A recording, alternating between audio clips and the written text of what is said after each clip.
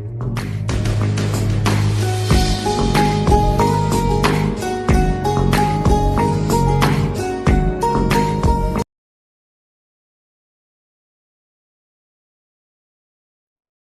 My dear student, आज हम discuss करेंगे क्लास 12th के फिजिकल केमिस्ट्री के एक बहुत ही बेटर चैप्टर के बारे में, जिसका नाम है रासायनिक बलगतिकी। और इस चैप्टर से हम कह सकते हैं यानी कि न्यूमेरिकल के साथ साथ थ्योरेटिकल, ऑब्जेक्टिव यानी कि तीनों टाइप के हमारे यानी क्वेश्चन बनते हैं। और यह इंटर में बोर्ड की एग्जाम्स के लिए ही नहीं, और हम कह सकते हैं नीट हो चाहे आईआईटी हो, उसके लिए भी इस यानी चैप्टर में यानी ये जो चैप्टर है बहुत ही बेटर हम कह सकते हैं इससे क्वेश्चन बनते हैं। तो आइए डिस्कस करते हैं रासायनिक बलगतिकी का। देखिए, रासायनिक बलगतिकी है क्या चीज। अब रासायनिक बलगतिकी कहा जाता है यानी बेसिकली हम इसका नाम है रासायनिक बलगतिकी। रासायनिक बलगतिकी का मतलब होता है यानी कि रासायनिक अभिक्रियाओं की रेट का मतलब हो गया स्पीड। जैसे बहुत सारी रासायनिक अभिक्रिया होती है, अब वो कितने तेज से हो रही है, कितनी तेज गति से हो रही है, कितनी धीमी गति से हो रही है, कितनी तेज गति से अभिक्रिया यानी कि हम बोल सकते हैं अभिकारक की सांद्रता घट रही है, और कितनी तेजी से उत्पाद की सांद्रता बढ़ रही है। इन सब को यानी कि इन सब की क्रिया को हम लोग यानी कि अध्ययन करते हैं इसी चैप्टर में, जिसका नाम है रासायनिक बलगतिकी। तो रासायनिक बलगतिकी बेसिकली हम डिफाइन करेंगे, मेन जो पढ़ा जाता है वो हमारा होता है रेट का मतलब है कोई भी रासायनिक अभिक्रिया किस रेट से हमारा हो रहा है, किस दर से हम कह सकते हैं अभिकारक की सांद्रता घट रही है, और किस दर से हम कह सकते हैं उत्पाद की सांद्रता बढ़ रही है। तो बेसिकली हम लोग इसी चैप्टर में इसी के बारे में सीखते हैं। अब देखिए, रेट के अलावा जैसे बहुत सारे ऐसे फैक्टर होते हैं, ऐसे हम कह सकते हैं कारक होते हैं जो रासायनिक अभिक्रिया की दर को भी प्रभावित करते हैं। तो उन सबकी क्रिया का भी अध्ययन हम लोग इसी चैप्टर में करेंगे। तो आइए देखते हैं इसकी डेफिनेशन क्या होती है। कहा जाता है रसायन विज्ञान की वह शाखा, रसायन विज्ञान की वह शाखा, रसायन विज्ञान की वह शाखा जिसके अंतर्गत रासायनिक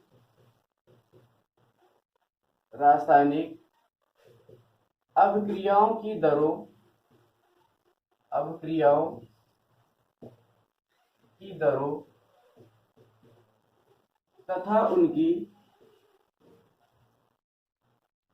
दरों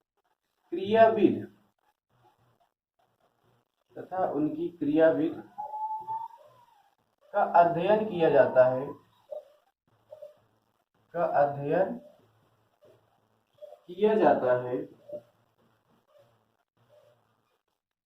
है, रासायनिक बलगतिकी कहलाता है। रासायनिक बलगतिकी कहलाता है।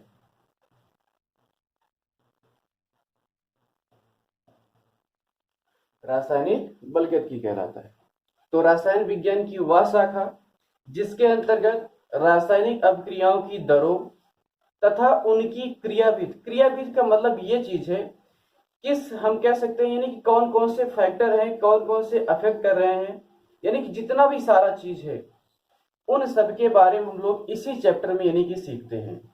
तो रसायन विज्ञान की वह शाखा जिसके अंतर्गत रासायनिक अभिक्रियाओं की दरों का मतलब हो गया यानी कि रेट, तथा उनकी क्रियाविध का मतलब हो गया जिससे कितने यानी कि कौन कौन से फैक्टर है, कौन कौन से कारक है, जितनी भी सारी क्रियाविध होगी उन सब का अध्ययन हम लोग रसायन विज्ञान की जिस शाखा में करते हैं उसका नाम है रासायनिक बलगतिकी। तो आइए देखते हैं, स्टार्ट करते हैं चैप्टर। ये था हमारा यानी कि डेफिनेशन, यानी कि हम कह सकते हैं रासायनिक बलगतिकी होता क्या है। इसके बाद हम आगे देखते हैं। देखिए, मेन जो हमारा चैप्टर है इसमें हम पढ़ते हैं रासायनिक अभिक्रिया के बारे में,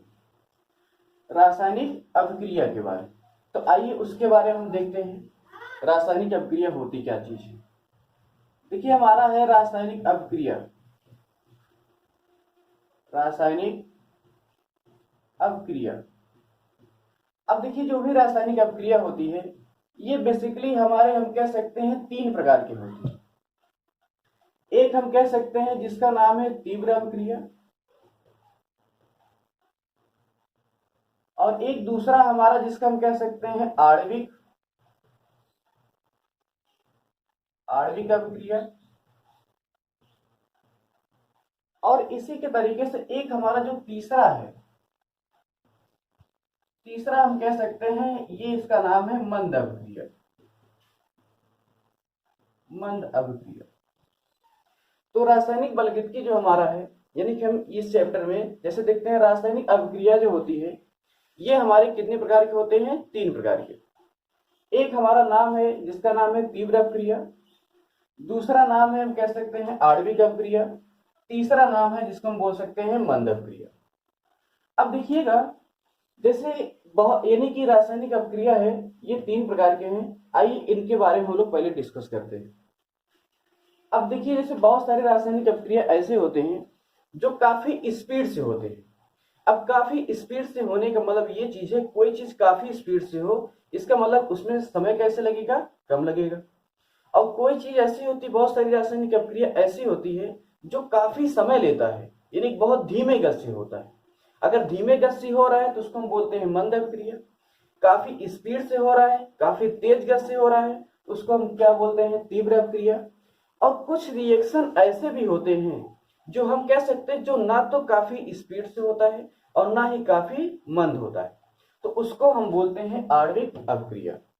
तो आइए इनके बारे में डिस्कस करते हैं। चलिए एक एक करके हम पढ़ते जाते हैं। तो देखते हैं सबसे पहले हमारा है तीव्र अपक्रिया। तीव्र अपक्रिया। अच्छा, तीव्र अपक्रिया होती क्या चीज है? देखिए ये जो रिएक्शन है अभी हमने बता दिया तीव्र है, यानी कि मतलब है बहुत तेज गति से होने वाला है। अगर बहुत तेज गति से होगा तो समय कैसे लगेगा? कम। तो आइए इसकी डेफिनेशन हो जाती है। वैसे आपको थोड़ा सा देखिए ये जो तीव्र अपक्रिया होती है ये हमारे आयनिक अपक्रियाएं होते हैं। तो हम कह सकते हैं ये आयनिक अपक्रियाएं होते हैं, ये आयनिक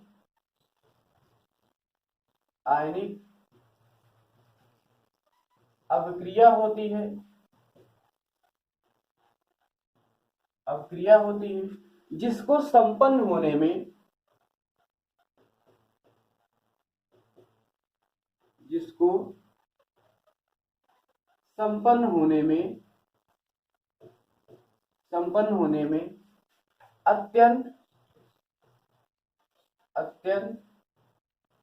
कम समय, अत्यंत कम समय का मतलब हो गया जैसे हम कह सकते हैं लगभग 10 की घाते -6 से 10 की घाते -14 सेकेंड, अत्यंत कम समय, यानी कि समय हमारा कितना 10 घाते -6 से 10 घाते -14 सेकेंड के बीच ही लगता है। कह रहे हैं ये आयनिक अपक्रिया होती है जिसको संपन्न होने में अत्यंत कम समय लगता है, उसे तीव्र अपक्रिया कहते हैं, उसे तीव्र अपक्रिया कहते हैं। तो ऐसी रासायनिक अपक्रिया है जिसको संपन्न होने में समय कैसे लगे? बहुत ही कम। अच्छा, अगर समय यानी कि पूरा होने में बहुत कम समय लग रहा है, समय कम लग रहा है, तो इसका मतलब है उसकी स्पीड कैसी है? बहुत ज्यादा। अब इसको समय लगभग कितना लग रहा है? 10 की घाते -6 से 10 की घाते -14 सेकेंड से भी कम समय लग रहा है। और ये जो अपक्रिया होती है कैसी अपक्रिया होती है? आयनिक अपक्रिया होती है। चलिए इसका एग्जाम्पल देखते हैं। जैसे अगर हम कह सकते हैं NaCl है, सोडियम क्लोराइड है, और इसकी रिएक्शन हम करा दे AgNO3 के साथ, तो जैसे हम इन दोनों को मिलाते हैं तुरंत फटाक से देखिए ये टूटता हमारा किस में है? Na+ में, Cl- में, और ये किस में टूटता है? Ag+ में, NO3- में। तो फटाक से ये जो सोडियम है ये इससे रिएक्शन कर जाएगा और ये क्लोरीन इससे रिएक्शन कर जाएगा। उसके बाद हमारा बन क्या जाएगा, NaNO3 और फिर क्या बन जाएगा, AgCl। तो ये जो अपक्रिया होती हैं इसको हम बोलते हैं तीव्र अपक्रिया। तो अपक्रिया, रासायनिक अपक्रिया हमारे तीन प्रकार के होते हैं। एक होता है जिसका स्पीड बहुत ज्यादा होती है, जिसको बोलते हैं तीव्र अपक्रिया, और एक दूसरा होता है जिसकी स्पीड हम कह सकते हैं ना तो बहुत ज्यादा होती ना तो बहुत कम होती है, उसको हम बोलते हैं यानी कि आणविक अपक्रिया। और एक तीसरा होता है जिसकी स्पीड बहुत ही कम होती है, जिसको हम बोलते हैं मंद अपक्रिया। तो जो हम कह सकते हैं तीव्र अपक्रिया होती है, ये कैसी अपक्रिया होती है, आयनिक अपक्रिया होती है, और इसको संपन्न होने में समय हम कह सकते हैं कैसे लगता है, बहुत ही कम, और वो समय होता है 10⁻⁻6 से 10⁻14 सेकंड से भी कम समय लग सकता है, यानी इतना समय अंतराल होता है। और जैसे हमारे अपक्रिया कौन कौन से एग्जाम्पल हमारे बताया, सोडियम यानी क्या है, सोडियम क्लोराइड, इसकी रिएक्शन हमने करा दी है सिल्वर नाइट्रेट के साथ, यानी अब जैसे ही मिलाएंगे तो समय कैसे लगेगा, बहुत ही कम, फटाक से तुरंत हमारा क्या बन जाएगा, सोडियम नाइट्रेट, हम बोल सकते हैं NaNO3, और क्या बन जाएगा, AgCl। तो ये सारे के सारे हमारे होते हैं। तो आइए देखते हैं। चलिए, ये तो हो गया तीव्र अपक्रिया। अब बात करते हैं किसका, आणविक का।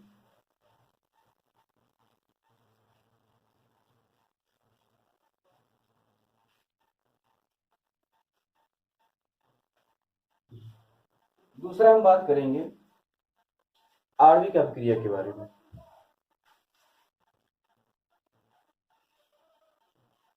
आणविक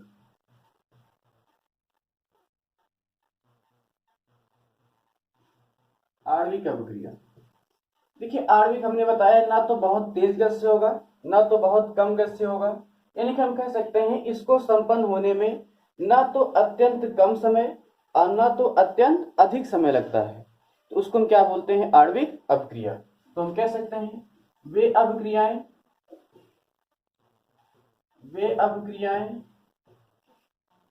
जिसको संपन्न होने में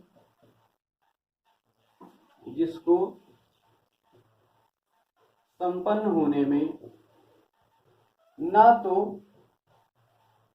अत्यंत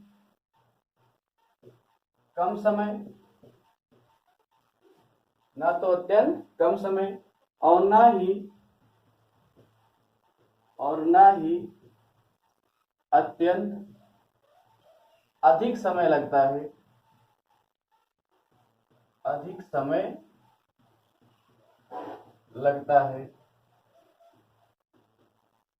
आणविक अपक्रिया कहलाती है।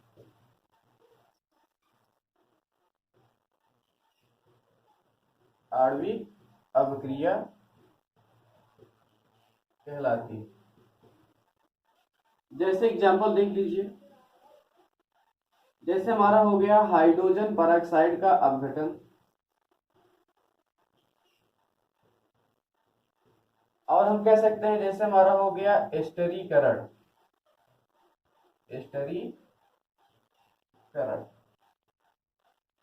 ये सारे के सारे हमारे अपक्रिया है, जैसे ETC कर देते हैं। तो ये हमारे हैं आणविक अपक्रियाएं। तो वे रासायनिक अपक्रियाएं जिसको संपन्न होने में ना तो अत्यंत कम समय और ना ही अत्यंत अधिक समय लगता है, उसको हम बोलते हैं आणविक अपक्रियाएं। तो जिसका एग्जांपल जैसे हमारे बहुत सारे रिएक्शन होते हैं, अभी हम मिलेंगे उसके बारे में। मेन देखिए हम इस चैप्टर में इसी के बारे में डिस्कस करते हैं। देखिए किसी चीज का रेट जो है डिफाइन करने के लिए ना तो बहुत स्पीड होना चाहिए ना तो बहुत स्पीड कम होना चाहिए, यानी कैसा होना चाहिए, एवरेज। तो इसी चैप्टर के बारे में हम लोग यानी कि अध्ययन करेंगे, वो हमारा है जिसके बारे में पढ़ते हैं आणविक अपक्रिया। तो पहले आइए हम देख लेते हैं अपक्रिया हमारे तीनों जो होती हैं आखिर कौन कौन से है, उसके बारे में डिस्कस कर लेते हैं, उसके बाद हम एक एक करके पढ़ते हैं। तो चलिए, पता हो गया आणविक का। अब चलते हैं हम एक तीसरा जो हमारा है जिसका नाम है मंद अपक्रिया। तीसरा हमारा है मंद अपक्रिया। मंद अपक्रिया। अब मंद अपक्रिया होती क्या चीज है, देखिए मंद है, मंद का मतलब है स्पीड कैसा है, बहुत ही कम। तो हम कह सकते हैं अच्छा स्पीड अगर कम है तो टाइम कैसे लगेगा, ज्यादा। तो हम कह सकते हैं वे अभिक्रियाएं जिसको संपन्न होने में अत्यंत अधिक समय लगता है। अगर अभिक्रिया मंद है तो समय कैसे लगेगा? अधिक। क्योंकि अगर ये बताइए, जैसे अगर हम कहीं जाते हैं, अगर स्पीड हमारी ज्यादा होती है तो समय कैसी लगती है? कम। और स्पीड अगर हमारा कैसा है? कम है, तो समय कैसे लगता है? ज्यादा। तो इसके नाम है मंद अभिक्रिया, यानी बहुत धीमे गति से हो रहा है। अगर धीमे गति से हो रहा है तो टाइम कैसे लगेगा? अधिक लगेगा। तो हम कह सकते हैं वे अभिक्रियाएं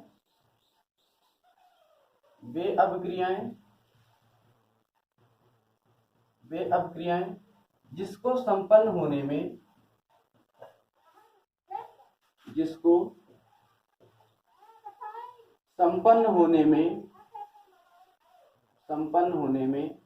अत्यंत अधिक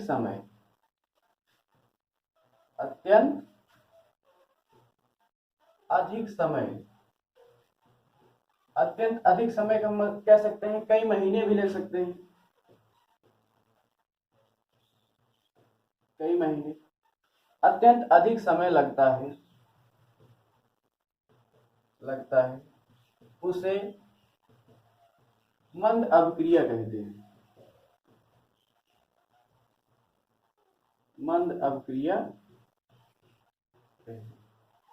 जैसे एग्जाम्पल है, जैसे अब ये बताइए, जैसे लोहे में जंग लगना।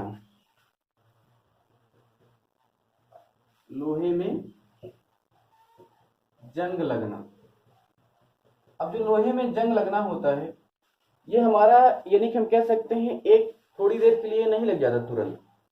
इसको लोहे में जंग लगने में काफी अधिक समय लगता है, यानी कि हम कह सकते हैं कई महीने लग जाते हैं। तो ऐसी अभिक्रिया को हम क्या बोलते हैं? मंद अभिक्रिया। रस्टिंग ऑफ आयरन जिसको बोलते हैं, है ना। और इसको हम बोलते हैं स्लो रिएक्शन।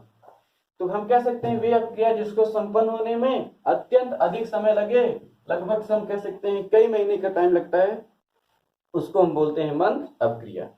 जैसे हमारा कौन है? लोहे में जंग लगना। तो ये था हमारा रासायनिक अभिक्रियाएं। अब जो हम पढ़ने जा रहे हैं मेन जो हमारा है, उसको हम बोलते हैं रेट, यानी कि दर। तो आइए उसके बारे में चलते हैं। तो अभी हमें फिलहाल क्या पता चल गया? रासायनिक बलगति किसे कहते हैं? तो रसायन विज्ञान की वह शाखा जिसके अंतर्गत रासायनिक अभिक्रियाओं की दरों तथा उनकी क्रियाविधि का अध्ययन किया जाए। क्रियाविधि का मतलब हो गया कारक, मेन कारक। क्रियाविधि का अध्ययन किया जाए, उसको हम बोलते हैं रासायनिक बलगति। दूसरा हमारा है, हम जैसे बोल सकते हैं रासायनिक अभिक्रिया होते कितने प्रकार के हैं?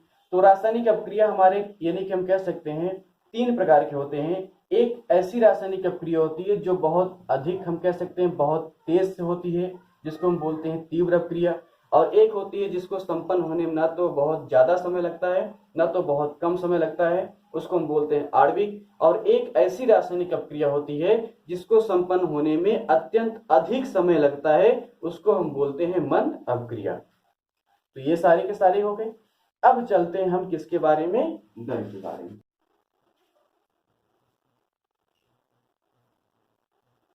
अभिक्रिया की दर या इसी को हम बोल सकते हैं अभिक्रिया की वेग।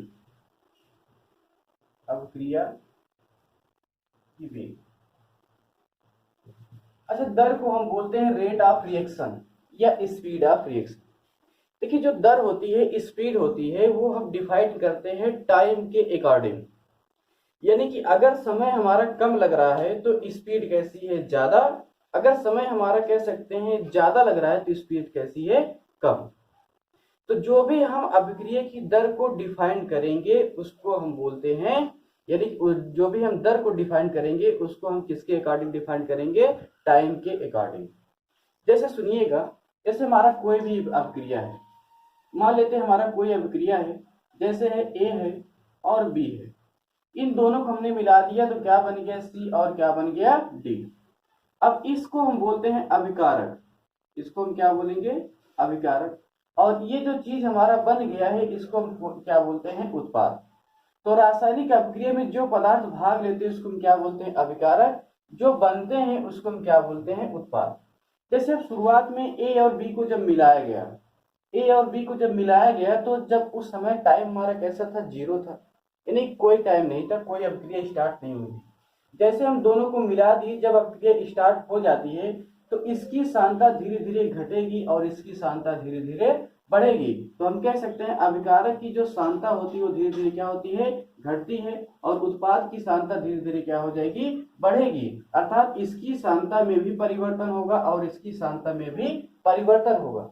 अब परिवर्तन कितने कम समय में हो रहा है, कितने ज्यादा समय में हो रहा है, कितने स्पीड से हो रहा है, यानी कि हम कह सकते हैं कितनी स्पीड से घट रहा है या कितनी स्पीड से हो रहा है, तो उन्हीं सभी को यानी कि टाइम के अकॉर्डिंग जो भी सांद्रता में परिवर्तन हो उसी को हम क्या बोलते हैं, अभिक्रिया की दर, या तो क्या बोलते हैं, अभिक्रिया का वेग।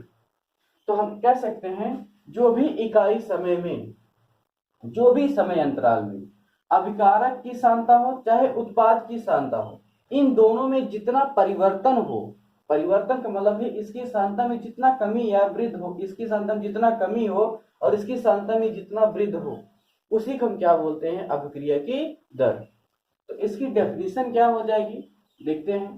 तो हम कह सकते हैं इकाई समय में, इकाई समय में, इकाई समय में अभिकारक, अभिकारक या उत्पाद, अभिकारक या उत्पाद की सांद्रता में, की सांद्रता में होने वाले परिवर्तन को, होने वाले परिवर्तन को अभिक्रिया की दर कहते हैं, अभिक्रिया की दर या अभिक्रिया का वेग कहते हैं, या अभिक्रिया का वेग कहते हैं, अभिक्रिया का वेग। तो इकाई समय में, इकाई समय में किसी भी अभिकारक या उत्पाद की सांद्रता में जो भी परिवर्तन हो उसको हम क्या बोलते हैं, अभिक्रिया की दर या अभिक्रिया का वेग। तो हो जाएगा यहाँ पर अभिक्रिया की दर बराबर, अभिक्रिया की दर बराबर हो जाएगा अभिकारक, अभिकारक या उत्पाद, या उत्पाद की सांद्रता में, की सांद्रता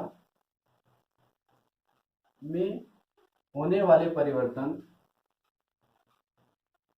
होने वाले परिवर्तन बटे क्या हो जाएगा, परिवर्तन में लगा समय, समय, परिवर्तन में लगा समय, यानी कि हम कह सकते हैं अभिक्रिया की दर होगी वो क्या हो जाएगा, अभिकारक या उत्पाद की सांद्रता में होने वाले परिवर्तन बटे क्या हो जाएगा, परिवर्तन में लगा समय, या हम बोल सकते हैं समय अंतराल। तो चलिए ये था हमारा अभिक्रिया की दर। आगे देखते हैं होता क्या चीज। अब ये तो हो गया अब दर, चलते हैं हम देखते हैं यूनिट के बारे में। तो इकाई समय में किसी भी अभिकारक या उत्पाद की सांद्रता में जो भी परिवर्तन हो उसको हम क्या बोलते हैं, अभिक्रिया की दर या अभिक्रिया की वेग।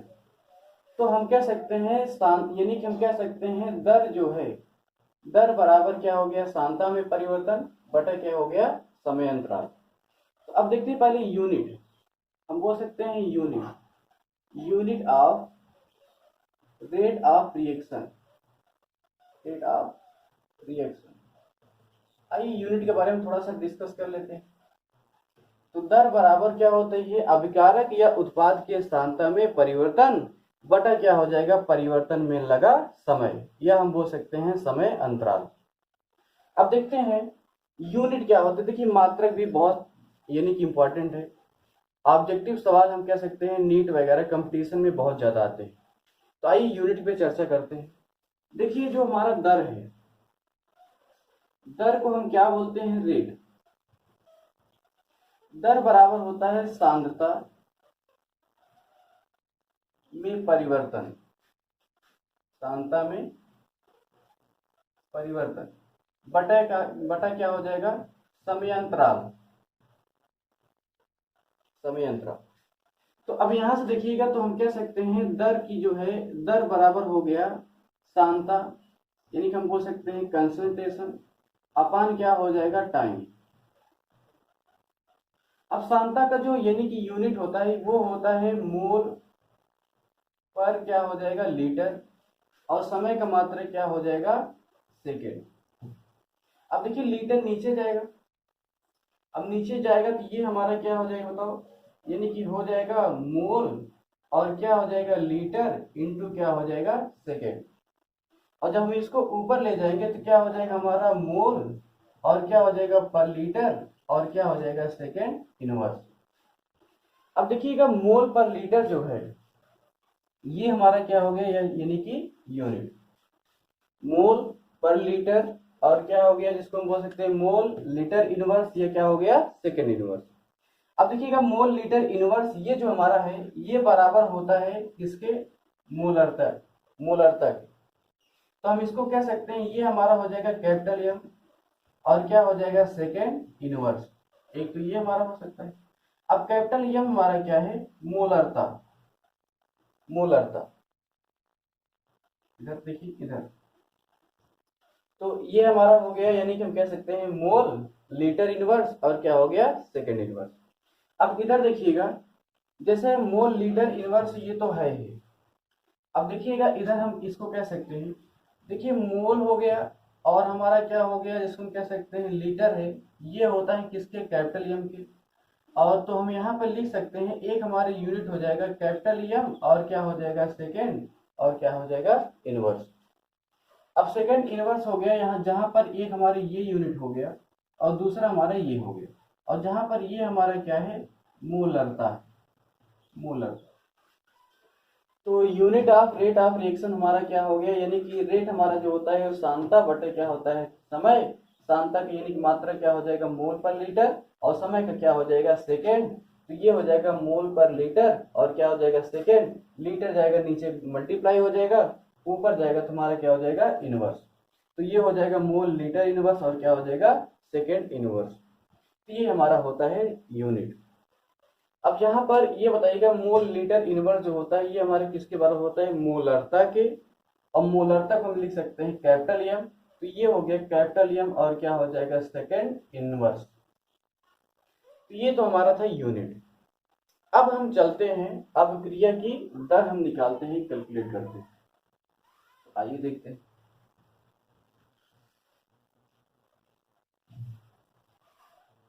चलिए देखिएगा, जैसे जो भी हमारी अभिक्रिया की जो दर होती है, दर बेसिकली हम डिफाइन करते हैं दो तरीके से। एक हमारा होता है औसत, औसत दर, और दूसरा हम कह सकते हैं जिसका नाम है तात्क्षणिक, तात्क्षणिक दर। तो अभिक्रिया की जो दर होती है ये हम कितने तरीके से डिफाइन करते हैं, दो तरीके से। एक होता है हमारा औसत, दूसरा होता है तात्क्षणिक। अब देखिए सबसे पहले हम पहले डिस्कस करते हैं जिसका नाम है औसत, औसत दर, रासायनिक अभिक्रिया की औसत दर। देखिए औसत का मतलब होता है एवरेज, एवरेज का मतलब है कोई निश्चित हो, एवरेज मतलब है एक फिक्स वैल्यू हो, यानी निश्चित समय अंतराल। तो उस निश्चित समय अंतराल में हम कह सकते हैं एक इकाई समय में जितने भी अभिकारक हो चाहे उत्पाद हो उसकी सांद्रता में जो भी परिवर्तन हो उसको हम बोलते हैं औसत दर। तो यहां से हो जाएगा, तो हम कह सकते हैं निश्चित समय अंतराल है, तो किसी निश्चित समय अंतराल में, किसी निश्चित समय अंतराल में, समय अंतराल में प्रति इकाई समय में, प्रति इकाई समय में, प्रति इकाई समय में हम कह सकते हैं अभिकारक, अभिकारक या उत्पाद, या उत्पाद की सांद्रता में, की सांद्रता में होने वाले परिवर्तन को होने वाले परिवर्तन को अभिक्रिया की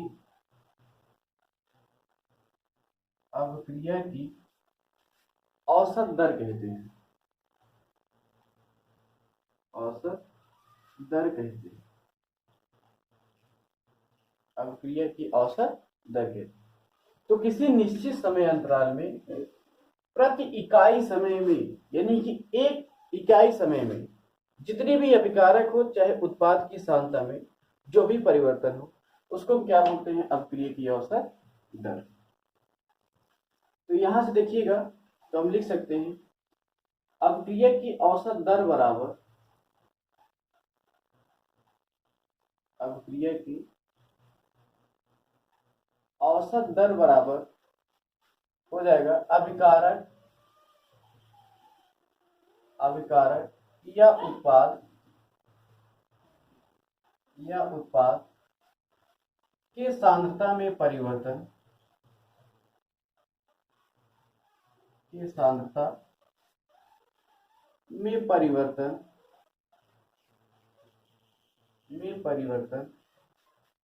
बटा क्या हो जाएगा?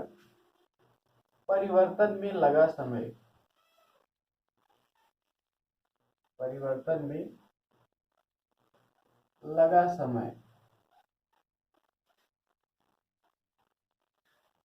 में लगा समय तो ये तो होता है। अब देखिएगा, अभिकारक या उत्पाद के सांद्रता में परिवर्तन बटा परिवर्तन में लगा समय। अब यहां से देखिएगा थोड़ा सा, अभिकारक या उत्पाद के सांद्रता में परिवर्तन बटा परिवर्तन में लगा समय। अब देखिएगा, जैसे हमारा कोई भी चीज है उसको हम दो तरीके से लिख। अब देखिएगा, परिवर्तन में लगा समय, तो यहां से देखिएगा, जैसे परिवर्तन हमारा दो तरीके से होता है। एक होता है अभिकारक का और दूसरा क्या होता है? उत्पाद का। तो यहां से देखेंगे, ये जो परिवर्तन है ये हमारा दो तरीके से होता है। एक कमी के रूप में, दूसरा क्या होता है? वृद्धि के रूप में। तो परिवर्तन है ये हमारा, इसको हम दो तरीके से देखते हैं, एक कमी और दूसरा हमारा क्या है? वृद्धि। कमी हमारा किसमें कमी होता है? अभिकारक, क्योंकि अभिकारक की सांद्रता समय के बढ़ने के साथ साथ क्या होती है? घटती। और उत्पाद की सांद्रता समय के बढ़ने के साथ साथ क्या होती है? बढ़ती है। उत्पाद की सांद्रता में क्या होगा? वृद्धि होगा। और अभिकारक की सांद्रता में क्या हो जाएगी? कमी हो जाएगी। जैसे मान लेते हैं, जैसे माना कोई अभिक्रिया है,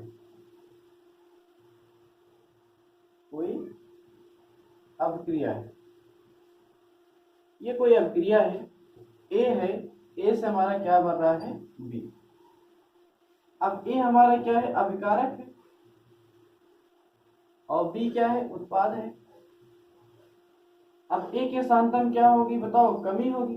बी के सांद्रता में क्या होगी? वृद्धि होगी। तो परिवर्तन हम देखते हैं ये दो तरीके से होता है, कमी और बी, यानी कि वृद्धि के रूप में। तो ए के सांद्रता में क्या होगी? कमी। बी के सांद्रता में क्या होगी? वृद्धि। तो आइए देखते हैं, पहला हमारा है कमी, देख लेते हैं। तो कमी हमारा हो जाएगा यहां पर, जैसे ये अभिक्रिया है इसमें देखेंगे, तो पहला हम कह सकते हैं ए के सांद्रता में कमी के रूप में, ए के सांद्रता में कमी के रूप में हमारा क्या हो गया? तो यहाँ यानी कि इस रूप में देखेंगे तो अभिक्रिया की दर, तो हम कह सकते हैं अभिक्रिया की दर ये बराबर क्या हो जाएगा? ए के सांद्रता में परिवर्तन, ए के सांद्रता में परिवर्तन मतलब क्या होगी यहाँ पर? कमी, बटा क्या हो जाएगा? समयांतराल। अब देखिएगा, जैसे शुरुआत में अभिक्रिया है जैसे ए था, ए से क्या बन गया था अभी।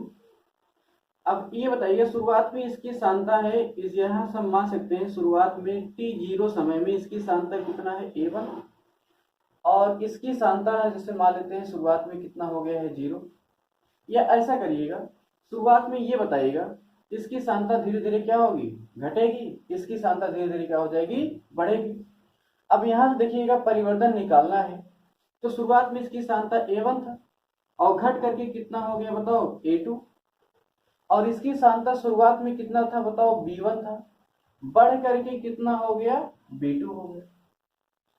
तो यहां से हमारा परिवर्तन हो जाएगा, परिवर्तन देखिए निकालना है तो अंतिम में से हम प्रारंभिक को क्या कर देंगे, माइनस कर देंगे। और यहाँ देखिएगा इस पे यानी इस पे हमारा टाइमिंग कितना था t1 और इस पे टाइमिंग कितना मान लेते हैं t2। जैसे हमारा कोई रासायनिक अपक्रिया है, t1 समय पे इसकी सांता कितना है a1 और इसकी सांता कितना है b1, और t2 समय पर इसकी सांता कितना है a2 और इसकी सांता कितना है b2। तो इसकी सांता क्या हो जाएगी, घटेगी, और इसकी सांता क्या हो जाएगी, बढ़ेगी। यानी कि इसका कंसंट्रेशन क्या हो जाएगा, घटेगा, और इसका क्या हो जाएगा, बढ़ेगा। तो यहां से हम इसको लिख सकते हैं। तो यहां से देखेंगे जैसे, तो ये बताइए ये हमारा कितना हो जाएगा a2 माइनस कितना हो जाएगा a1, और समय कितना हो जाएगा t2 माइनस कितना हो जाएगा t1। अब हम इसको लिख सकते हैं डेल्टा a और कितना हो जाएगा डेल्टा t। अब देखते हैं हमारा दूसरा है b के वृद्धि के रूप में, b के वृद्धि के रूप में। अब b के वृद्धि के रूप में क्या हो जाएगा, अपक्रिया की दर,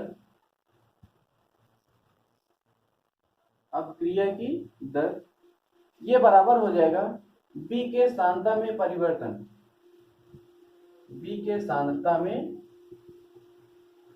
परिवर्तन, परिवर्तन यानी कि मतलब क्या है, वृद्धि है, बटा क्या हो जाएगा समय अंतराल। अब जैसे देखिएगा ये तो हो गया कंफर्म। अब बी वाला देखिएगा, तो यहां से हमारा रेट क्या हो जाएगा, दर हो जाएगा, यानी कि बाद में यानी परिवर्तन निकालना कितना हो जाएगा b2 माइनस कितना हो जाएगा b1, और t2 माइनस कितना हो जाएगा बताओ t1, और ये कितना हो जाएगा डेल्टा b, और ये कितना हो जाएगा डेल्टा t।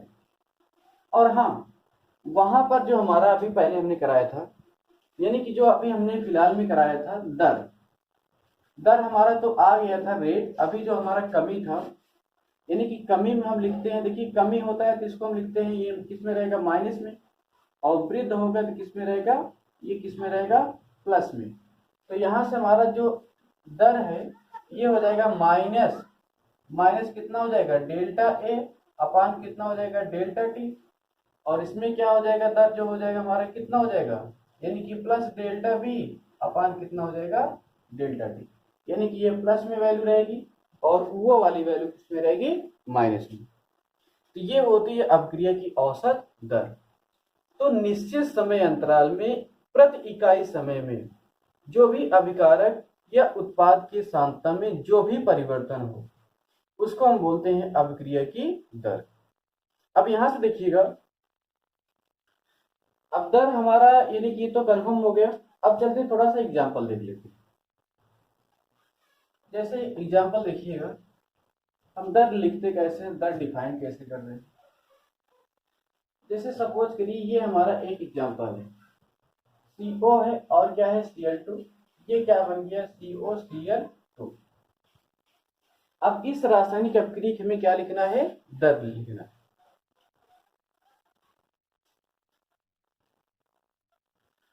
अब जैसे इसका जो दर है, दर देखिएगा, अब ये बताइए ये तो हमारे हो गए अभिकारक, ये हमारे क्या हो गए अभिकारक, और ये हमारे क्या हो गए उत्पाद। अब इसकी सांद्रता क्या होगी बताओ, घटेगी, और इसकी सांद्रता क्या हो जाएगी, बढ़ेगी। तो इसकी सांद्रता अगर घट रही है तो ये वैल्यू किस में आएगा निगेटिव, और ये अगर बढ़ रही है तो किस में आएगा पॉजिटिव। अब देखिए दर लिखने का तरीका हो जाएगा, दर बराबर हो क्या जाएगा, अब ये हो जाएगा हमारा माइनस डेल्टा और कितना हो जाएगा CO अपान कितना हो जाएगा डेल्टा टी। अब ये भी हमारा दर है। देखिए दर, इसका दर सबका दर कैसे होगा, इक्वल होगा, बराबर होगा। तो ये हमारा कितना हो जाएगा माइनस डेल्टा और कितना हो जाएगा Cl2 और कितना हो जाएगा डेल्टा टी। अब इसीलिए अब उत्पाद है, उत्पाद का वैल्यू किस में हो जाएगा प्लस में। अब प्लस में हो जाएगा तो प्लस चाहे लगाए चाहे ना लगाए, बात है कि ये हो जाएगा डेल्टा और कितना हो जाएगा COCl2 और कितना हो जाएगा डेल्टा। तो ये सारे की वैल्यू है। ये होता है हमारा रासायनिक अपक्रिया की औसत दर। तो बस आज हम यहीं तक, उसके बाद नेक्स्ट